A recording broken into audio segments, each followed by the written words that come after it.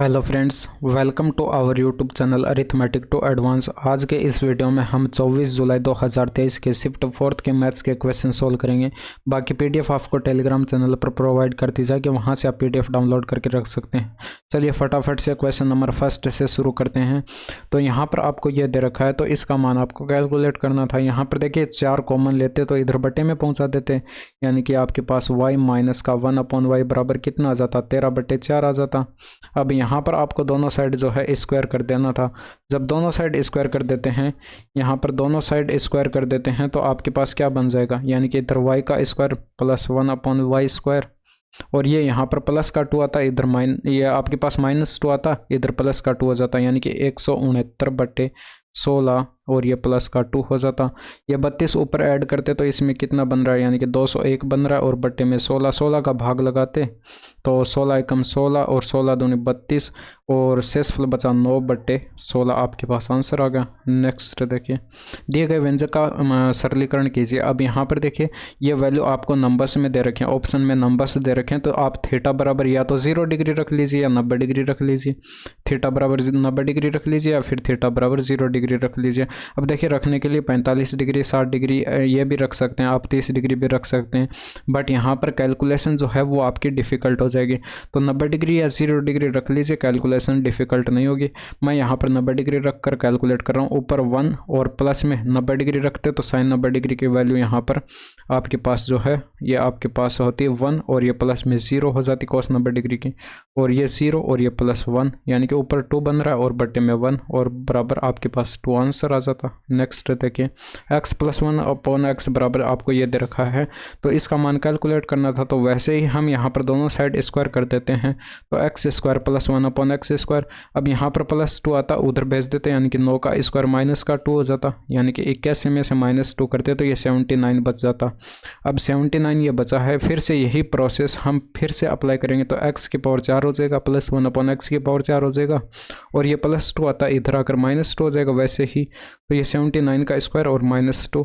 अब यहाँ पर देखिए 79 का स्क्वायर आप पूरी कैलकुलेशन नहीं करनी थी, इसका स्क्वायर करते तो यहाँ पर यूनिट डिजिट जो है 1 आता, और इसमें से माइनस हो रहा था 2।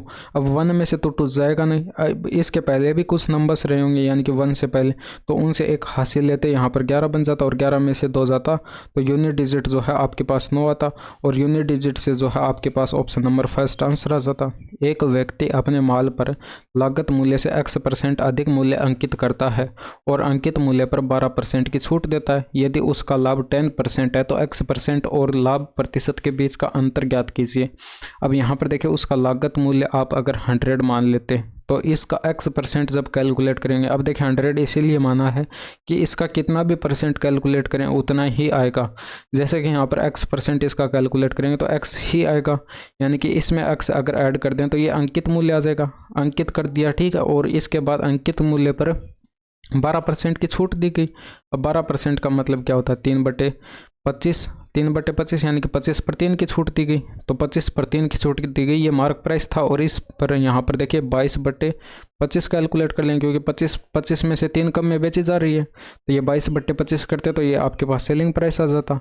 और यहाँ पर दे रखा था 10% का प्रॉफिट होता है, तो कॉस्ट प्राइस पर हमेशा प्रॉफिट कैलकुलेट करते हैं, तो 100 पर यहाँ पर 10% का प्रॉफिट हो रहा था, 110% अगर इसका कैलकुलेट करेंगे तो ये सेलिंग प्राइस होगा, और ये भी सेलिंग प्राइस था, ये भी सेलिंग प्राइस था, आपस में क्या होंगे, बराबर होंगे। सोल्व कर दीजिए, यानी कि 100 से 100 कट गया, 22 से कटेगा 5 बार, 25 पंजे 125, यानी कि x + 100 बराबर 125 आएगा, तो x बराबर कितना आएगा, 25% आ जाएगा। तो x बराबर आपके पास 25% आ चुका है। आपसे पूछा क्या गया था, x और लाभ प्रतिशत के बीच का डिफरेंस आपको कैलकुलेट करना था। लाभ तो आपको 10% ऑलरेडी ही दिया गया था, यानी कि x माइनस अगर यहाँ पर 10% करते तो यहाँ पर 25%, और इसमें से माइनस करते 10%, तो आपके पास 15% जो है वो आंसर आ जाता। नेक्स्ट देखिए, 4 पुरुष और 6 महिलाएं एक कार्य को 8 दिनों में पूरा कर सकती हैं, जबकि 3 पुरुष और 7 महिलाएं उसी कार्य को 10 दिनों में पूरा कर सकती हैं। 10 महिलाएं उस कार्य को कितने दिन में पूरा करेंगी। यहाँ पर देखिए 4 मेल थे, प्लस में 6 फीमेल थी, ये 8 दिन में कार्य कर रहे थे, और यहाँ पर ये 3 पुरुष थे 3 मेल थे और प्लस में 7 फीमेल थी, और ये यहाँ पर टाइम लग रहा था 10 दिन का। तो ये दोनों आपस आपके पास जो है टोटल वर्क आते और टोटल वर्क आपस में बराबर होता। और यहाँ से 4 दूनी का 8 यानी कि 2 से कट रहा है, यानी कि 4 बार कटेगा, और ये यहाँ पर 5 बार कटेगा। ब्रैकेट के अंदर मल्टीप्लाई कर दीजिए, यानी कि 16m प्लस में ये 24f इक्वल आपके पास आएगा 5 तिरका 15m प्लस में ये 35f। यानी कि यहाँ से अगर इसको सोल्व करते तो आपके पास m बराबर कितना बच जाता 11f, यानी कि मेल और फीमेल की एफिशिएंसी का रेशियो आपके पास 11:1 आ जाता। यानी कि एक फीमेल की एफिशिएंसी 1 यूनिट है तो एक मेल की एफिशिएंसी कितनी है 11 यूनिट। तो आप यहाँ पर टोटल वर्क कैलकुलेट कर लेते किधर भी आप यहाँ पर m और f की वैल्यू पुट कर दीजिए, आपके पास टोटल वर्क आ जाएगा। यहाँ पर टोटल वर्क आपके पास आ जाता 4 इंटू में m की एफिशिएंसी जो है 11i प्लस में 6 इंटू में 1 और ये 8 से मल्टीप्लाई कर देते। तो यहाँ पर ये 44 और 6 आपके पास 50 और 5 8 40 यानी कि 400 यूनिट का टोटल वर्क आता। ये 400 यूनिट का टोटल वर्क जो आया है, ये 400 यूनिट का काम जो है ये 10 महिलाओं को करना था, तो डिवाइड करते 10 से, और एक महिला की एफिशिएंसी यहाँ पर 1 यूनिट थी तो इसको मल्टीप्लाई कर देते 1 से, यानी कि आपके पास जो है 40 दिन करेक्ट आंसर आ जाता। नेक्स्ट देखिए, 2 इकाई आंतरिक त्रिज्या और 3 इकाई बाहरी त्रिज्या वाली एक गेंद बनाई जाती है, तो गेंद को बनाने के लिए आवश्यक कितनी सामग्री की आवश्यकता होगी। तो अब यहाँ पर देखिए गेंद अंदर से क्या थी, अंदर से गेंद खोखली थी, यानी कि उतने पार्ट में जो है सामग्री की आवश्यकता नहीं है, यानी कि उतने पार्ट में जो है सामग्री नहीं लगेगी।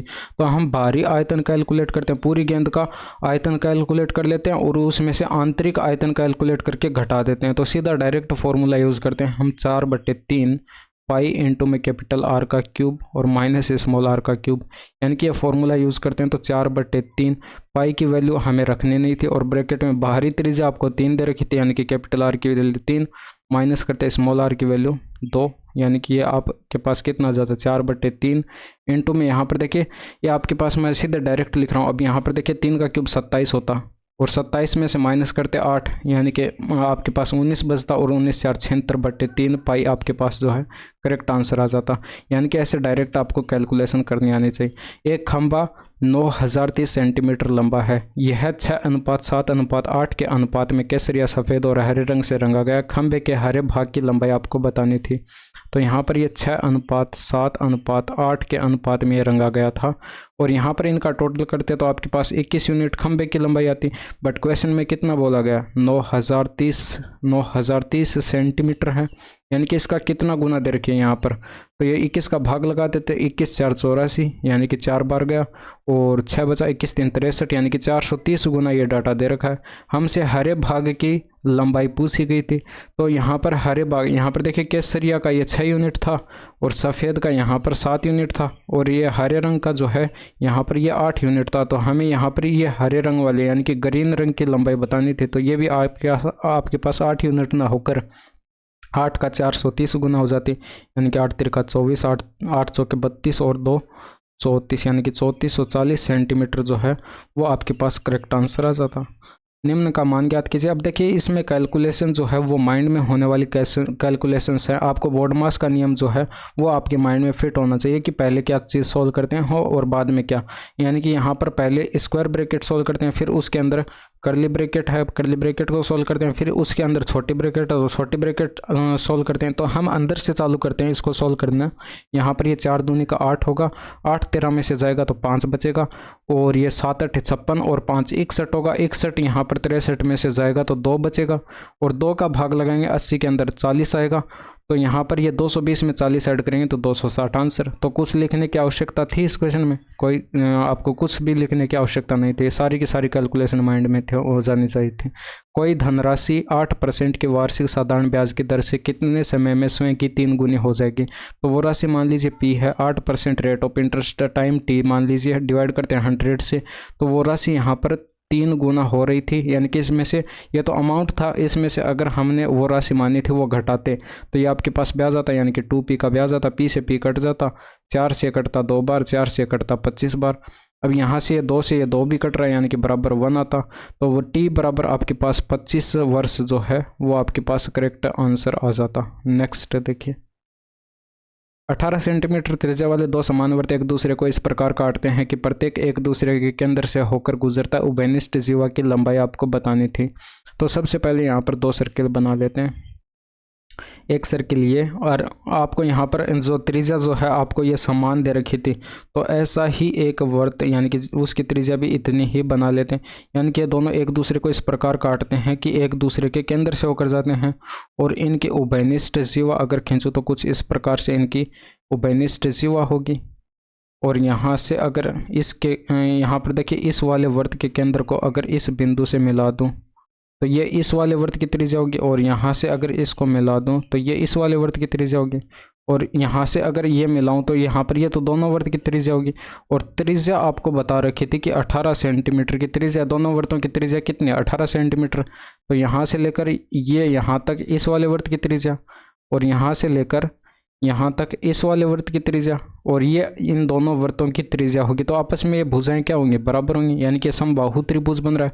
जब ये समबाहु त्रिभुज बन रहा है तो आप यहाँ पर क्या करेंगे, इतने पार्ट की लंबाई कैलकुलेट कर सकते हैं, क्योंकि ये जीवा जो है दो बराबर बराबर भागों में बंटेगी। तो इतने भाग की लंबाई कैलकुलेट करेंगे तो ये आपके पास फॉर्मूला होता है √3/4 इंटू में होता है भुजा, यानी कि 18 रखेंगे, ये सॉरी √3/2 ही होता है आपके पास फॉर्मूला हाइट कैलकुलेट करने का, यानी कि समबाहु त्रिभुज की हाइट कैलकुलेट करने का फॉर्मूला ये होता है। तो ये 2 का भाग लगाएंगे तो 9√3 जो है वो आपके पास, ये आपके पास इतना पार्ट आ जाएगा, ठीक है, ये इतनी आ चुकी है। बट पूरी जीवा की लंबाई आपको कैलकुलेट करनी है, तो आप क्या करेंगे, ये जो आपके पास आई है यानी कि आपके पास 9√3 जो भुजा की लंबाई आई है इसका 2 गुना कर देंगे, यानी कि आपके पास पूरी जीवा की लंबाई आ जाएगी 2 इंटू में 9√3, यानी कि आपके पास 18√3 आ जाएगा। बट यहाँ पर ऐसा कोई ऑप्शन नहीं दे रखा, तो √3 वाले तो ऑप्शन मैच नहीं हो रहे, तो इनको हटा दीजिए।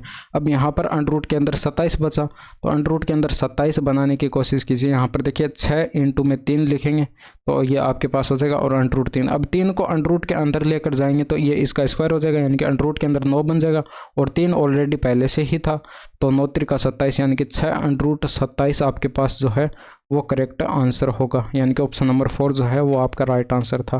धर्मेंद्र 13 घंटे में धारा के विपरीत दिशा में 80 किलोमीटर और धारा की दिशा में 110 किलोमीटर नाव चला सकता है। साथ ही वह 10 घंटे में धारा के विपरीत दिशा में 60 किलोमीटर और धारा की दिशा में 88 किलोमीटर नाव चला सकता है। धारा की चाल ज्ञात करें।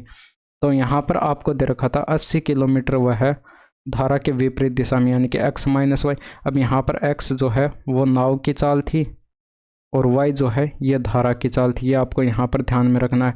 नाव की चाल यहाँ पर शांत जल में चाल थी, यहाँ पर x, ठीक है, नाव की चाल, और ये यहाँ पर दे रखा था 110 किलोमीटर जो है ये धारा की दिशा में चलता है। तो ये जो टाइम लगता है ये टोटल टाइम यहाँ पर 13 घंटे का लगता है, तो ये बराबर 13 क्या हो जाएगा। और यहाँ से अगर कैलकुलेट करते तो ये 60 किलोमीटर जो है धारा के विपरीत दिशा में, यानी कि x - y, और ये प्लस करते हैं यहाँ पर 88 ये धारा की दिशा में, यानी कि x + y, और ये बराबर टोटल टाइम जो लग रहा था ये 10 घंटे का लग रहा था। अब यहाँ पर किसी भी एक चर को हम क्या कर देते हैं, बराबर कर देते हैं, यानी कि यहाँ से अगर इसको बराबर करें तो ये देखिए मेरे को यहाँ से आसान लग रहा है, यानी कि बराबर करना।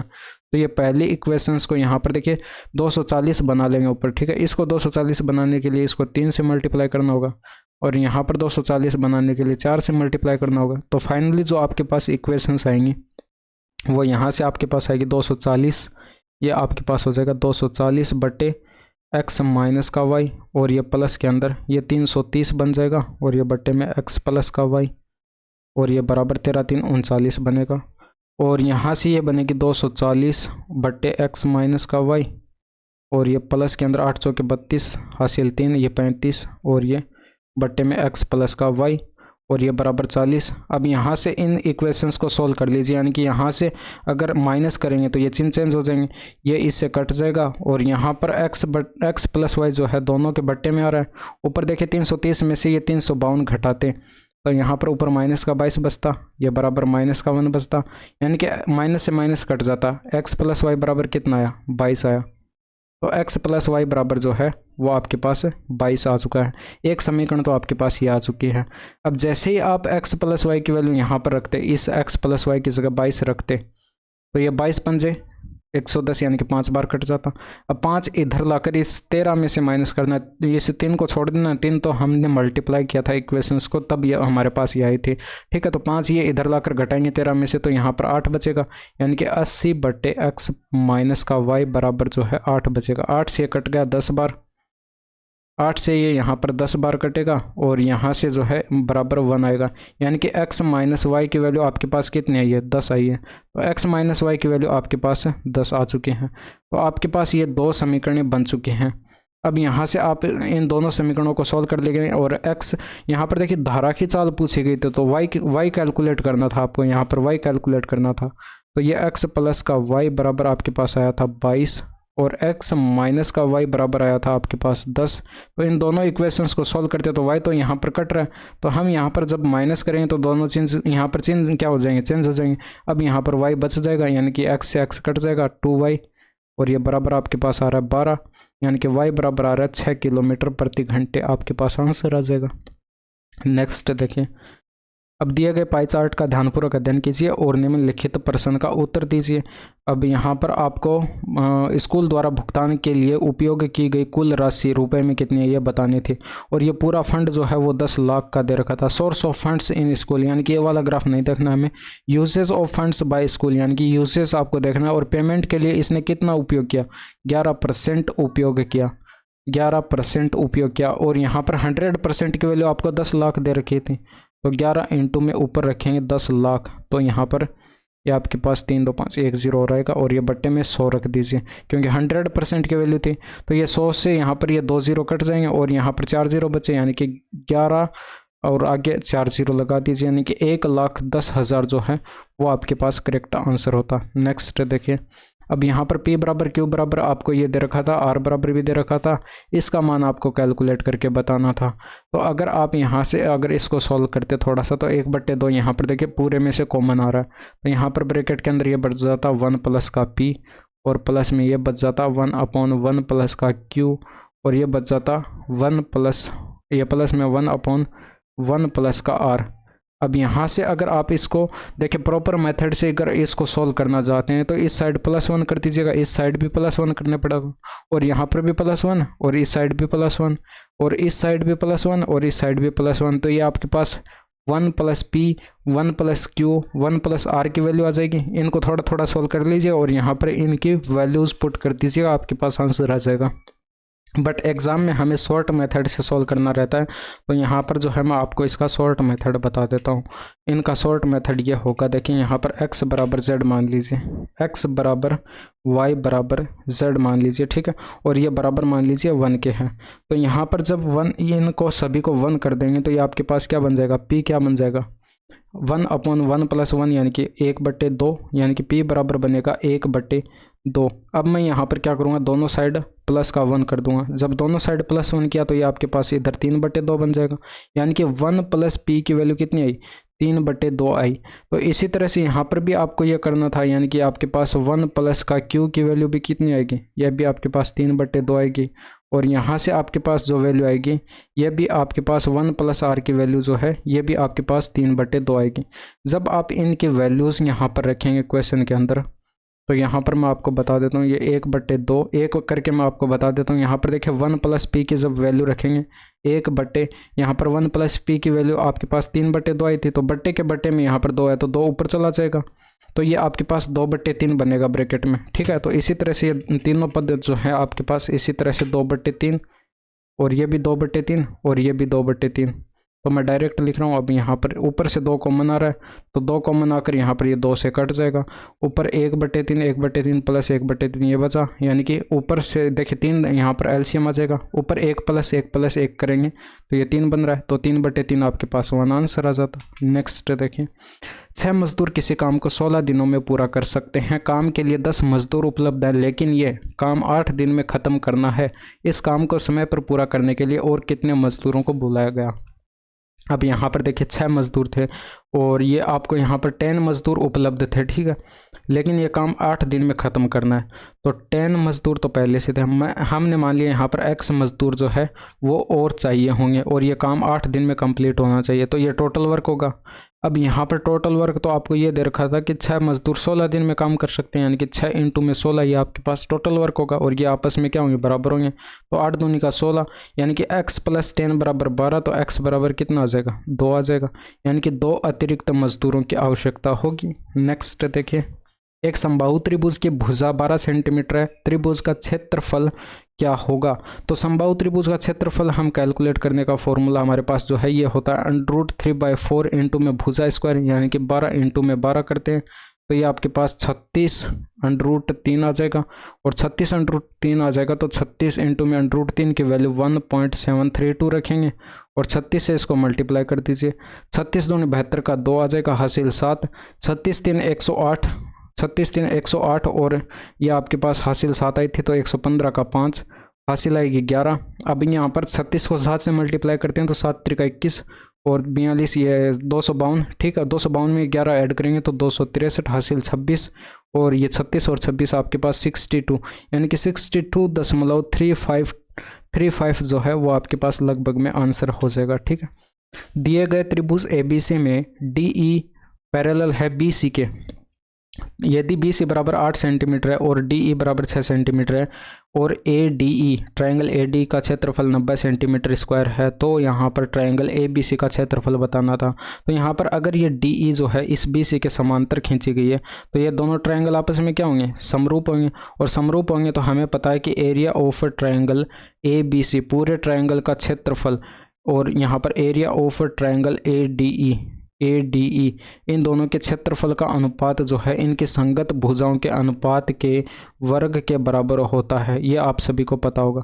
अब यहाँ पर यही कॉन्सेप्ट आपको अप्लाई करना था, यानी कि ये कॉन्सेप्ट अगर आप अप्लाई करते हैं तो आपके पास आंसर आ जाएगा, यानी कि आपको यहाँ पर एरिया ऑफ ऊपर आएगा आपके पास एरिया ऑफ ट्रायंगल ABC, और ये बटे में जो है एरिया ऑफ ट्रायंगल ADE आपको ये दे रखा था 90 सेंटीमीटर स्क्वायर, और ये बराबर 8/6 हो जाएगा, और इसका होल स्क्वायर हो जाएगा, यानी कि 64/36, और यहाँ पर ये 4 से कटेगा, यहाँ पर 9 चौके 36, और ये 16 4 64 हो जाएगा। ठीक है, 9 से कटेगा, ये 10 बार कट जाएगा, 10 इधर आकर 16 से मल्टीप्लाई होगा, तो एरिया ऑफ ट्रायंगल ABC बराबर कितना आ जाएगा, 160। यह जो है आपके पास करेक्ट आंसर होगा। नेक्स्ट देखें, एक परीक्षा में एक परीक्षार्थी को 3 पेपर A, B और C में बैठना था। परीक्षार्थी ने पेपर A में 75% अंक और पेपर B में 80% अंक और पेपर C में 60% अंक प्राप्त किए। यदि पेपर A, B और C को क्रम से 40% और 50% और 10% अंक दिए गए थे तो तीनों पेपरों में एक साथ परीक्षार्थी द्वारा प्राप्त अंकों का भारित अंक बताना था। तो यहाँ पर आप टोटल अंक मान लेते कि तीनों पेपर में टोटल अंक जो है 100 अंक है।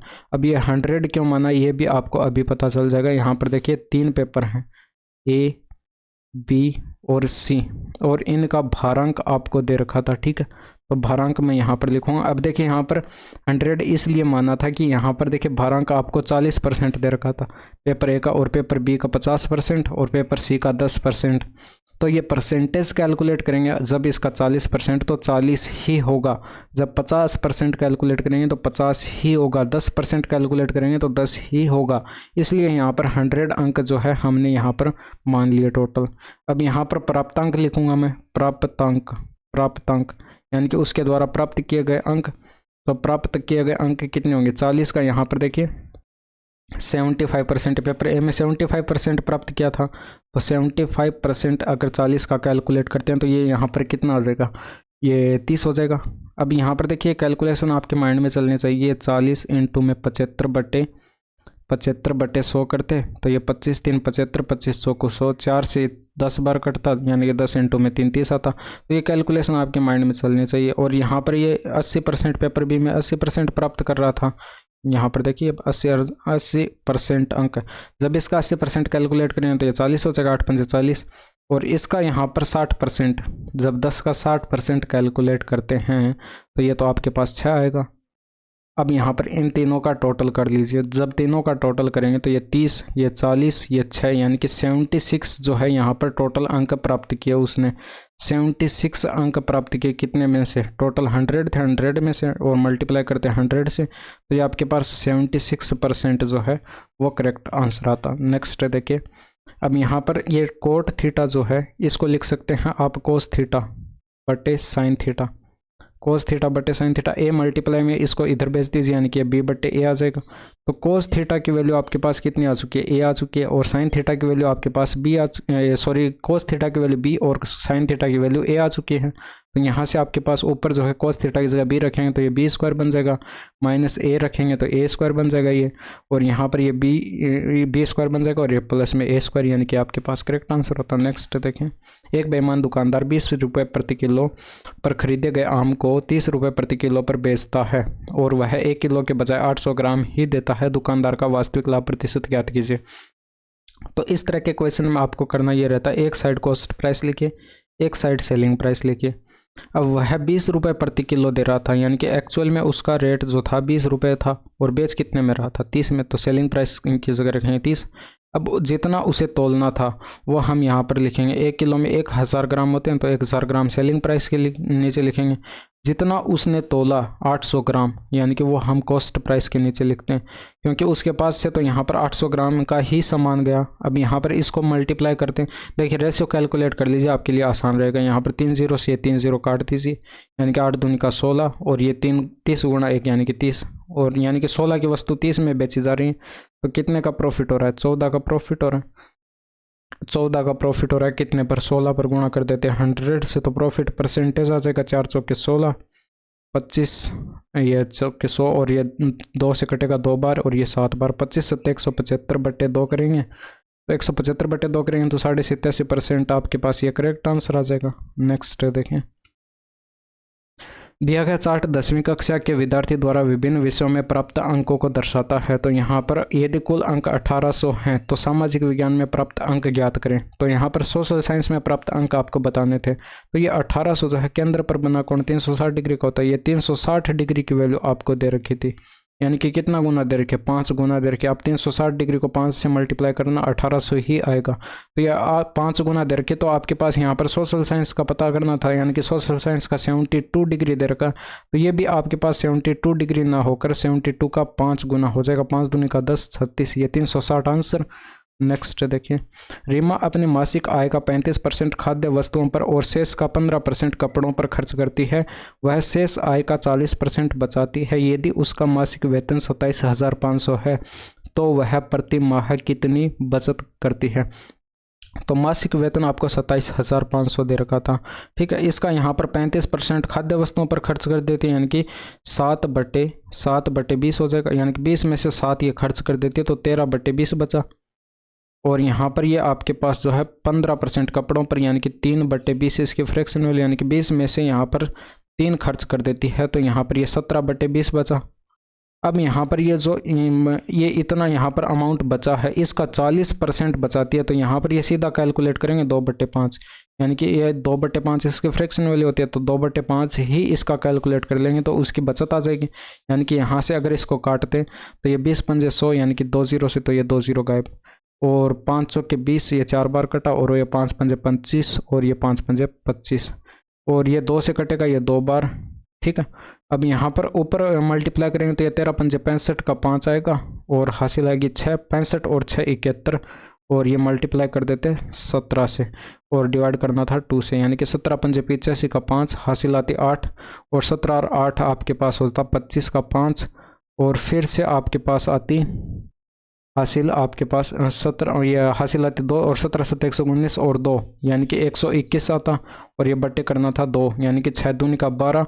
अब यहाँ पर 0 बार भाग जाता, 7 दूनी का 14, फिर 7 दूनी का 14.5 आपके पास आंसर आ गया। नेक्स्ट देखें, दी गई आकृति में जीवाएँ एक्स वाई और पी क्यू एक दूसरे को बिंदु एल पर प्रतिच्छेद करती हैं। एक्स वाई की लंबाई आपको कैलकुलेट करनी थी। अब देखिए यहाँ पर आपको अगर ये नहीं दिखाई पड़ रहा है तो मैं आपको ये बता देता हूँ कि ये एल है, ठीक है, और ये बिंदु पी है, और ये यहाँ पर बिंदु क्यू है, और ये वाई है, और ये यहाँ पर एक्स है, ये यहाँ पर x है। तो ये आपको यहाँ पर 10 सेंटीमीटर दे रखा है, ठीक है, और ये यहाँ पर 5 सेंटीमीटर दे रखा है, और ये आपको यहाँ पर 3 सेंटीमीटर दे रखा है, और ये x सेंटीमीटर दे रखा है। आपको यही कैलकुलेट करना था, यानी कि ये जो x सेंटीमीटर यानी कि एक्स वाई की लंबाई जो है वो आपको बतानी थी। तो x की लंबाई आप यहाँ पर बताते, तो आपको यहाँ पर पता है कि वर्त के बाहरी भाग की लंबाई, यानी कि यहाँ पर अगर देखते तो ये 3 है, इंटू में ये पूरी एक्सएल की लंबाई, पूरी एक्सएल की लंबाई अगर आप कैलकुलेट करते तो ये मल्टीप्लाई करते स्मॉल x प्लस का 3, यानी कि पूरा टोटल करते तो x प्लस का 3 हो जाता। और इसी तरह से यहाँ पर अगर देखते तो वर्त के बाहरी भाग की लंबाई कितनी है, 5 है, और इंटू में टोटल लंबाई कितनी है, ये 5 प्लस का 10 करते तो ये 15 हो जाती, यानी कि इंटू में ये 15। तो 3 से कटता 15 कितनी बार, 5 बार, 5 पंजे 25, x प्लस 3 बराबर 25, तो x बराबर कितना आ जाता, 22 आ जाता। तो यह आपके पास जो है करेक्ट आंसर था x की वैल्यू, ठीक है।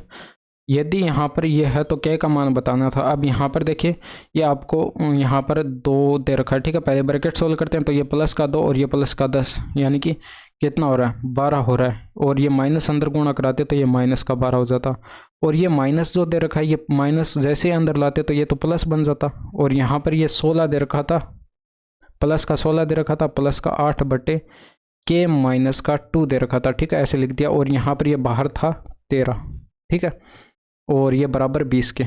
अब यहाँ से अगर इसको सोल्व करते तो ये आपके पास 1 बचता, प्लस का 1, और 16 और 1 ये कितना हो गया, 17, 17 इधर घटाते तो 8 बटे के माइनस का 2 बराबर कितना आता, 3 आता।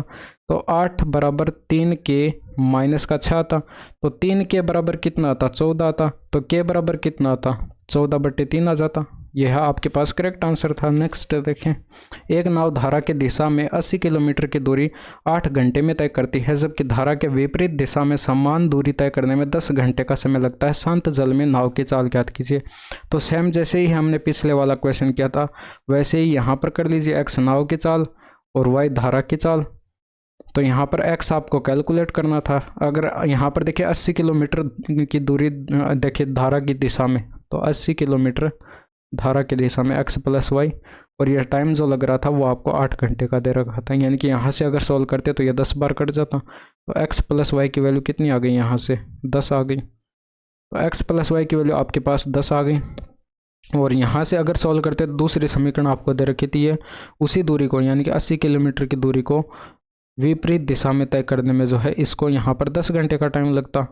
तो यहाँ से जो है ये 10 से कट जाता, यानी कि 8 आता, और ये इधर 1, यानी कि x माइनस वाई की वैल्यू कितनी आई, ये आपके पास 8 है। तो यहाँ से इन दोनों इक्वेशंस को सॉल्व कर देते आपके पास आंसर आ जाता। जब इन दोनों इक्वेशंस को सॉल्व करते तो ये x प्लस का y बराबर 10 दे रखा था और x माइनस का y बराबर 8 है।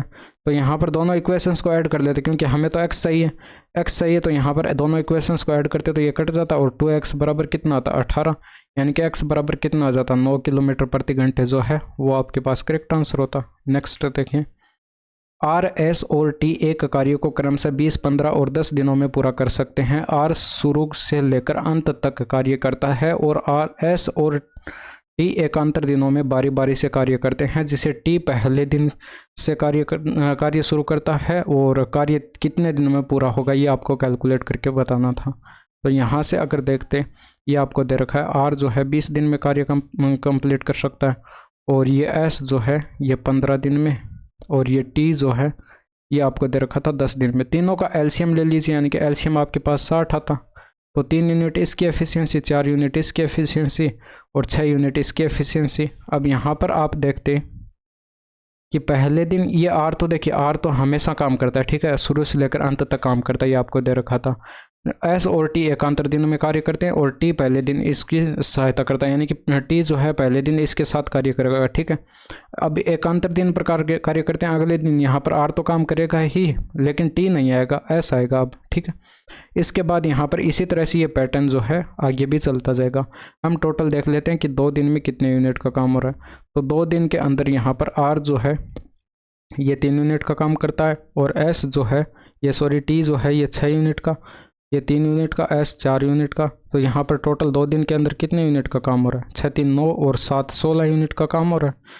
तो 16 यूनिट का काम 2 दिन में हो रहा है। तो यहाँ से अगर आप देखते हैं कि आपको तो 60 यूनिट का काम कराना है, तो यहाँ पर इसके पास लेकर जाते तो 16 4 64 तो ज़्यादा चला जाता। तो 16 3 48 यानी कि 3 से ही मल्टीप्लाई करते हैं, इधर भी 3 से मल्टीप्लाई करेंगे। तो 3 से मल्टीप्लाई करेंगे तो आपके पास 6 दिन में जो है 68 यूनिट का काम हो जाएगा। 6 दिन में 68 यूनिट का काम हो रहा है। 6 दिन में सॉरी 48 यूनिट का काम हो रहा है 6 दिन में।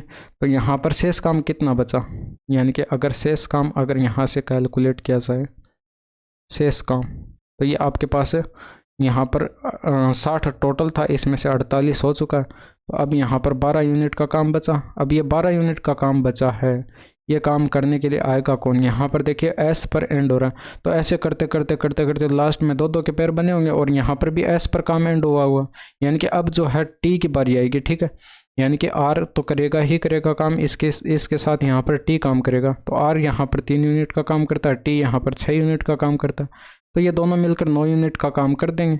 9 यूनिट का काम कर देंगे। इनकी मिलाकर कितनी है 9 यूनिट, यानी कि 9 यूनिट एफिशिएंसी इनकी। तो 9 का भाग करेंगे तो यहाँ पर 1 दिन का टाइम ये लग जाएगा। ठीक है, अब यहाँ पर आपके पास शेष काम अब कितना बचा, शेष काम अब कितना बचा, यानी कि पहले कितना था 12 था, अब 12 में से ये 9 यूनिट का और हो चुका है, यानी कि 3 यूनिट का काम बचा। अब यहाँ पर अगले दिन आर तो करेगा ही, इसके साथ जो है एस काम करने आएगा। ठीक है, आर यहाँ पर 3 यूनिट का काम करता है, एस यहाँ पर 4 यूनिट का काम करता है। इनके लिए बचा कितना 3 यूनिट का काम।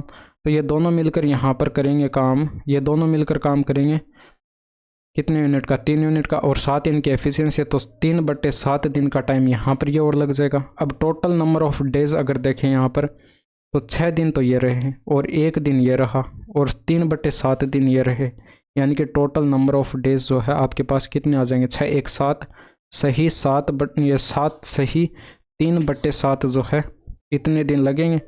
3/7 इसको भिन्न में चेंज करेंगे तो 7 7 49 और 3 52/7 जो है दिन का टाइम लगेगा। तो ये आपके पास जो है टोटल आंसर आता। नेक्स्ट, तो ये थे आज के 25 क्वेश्चंस और यहाँ तक की वीडियो कैसी लगी कमेंट करके ज़रूर बताइएगा।